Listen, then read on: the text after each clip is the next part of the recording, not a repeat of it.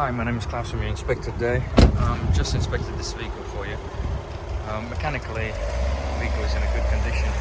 Slightly noticed getting a bit high clutch biting point, but still kind of acceptable. You have various dings, dents, scratches all the way around here. Chipped off paint on the door edges. Just a few things here. One day you'll see them in the pictures.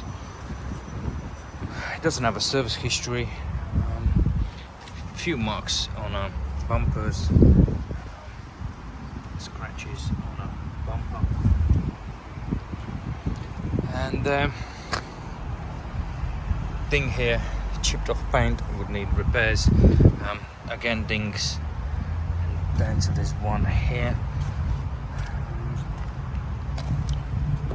I think small asphalt development. Now there's dirt. Now there is more bare metal showing up. I think trim has been glued up on something. There's some sort of glue on it. Needs some cleaning. Never mind. So where this side has again some dings here. 1, 2.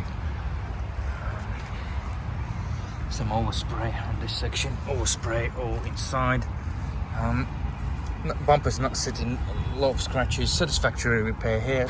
Hell of a lot of filler used. But the main thing is this section here is not repaired and is considered not repaired to satisfactory standards for the insurance company. It would pass more like MOT because it's away from the load bearing, so that would be sort of questionable. That is the sort of bodywork. This door here has been replaced, but there are signs of it's been resprayed before. Again, a few paint chips coming off. This is the ex-police vehicle. You can see the bumper is not fitting. This section is loose. And scratches on a bumper. Drives in a good manner. Interior is clean. Reasonably clean. Clean for the van, which is 5 years old.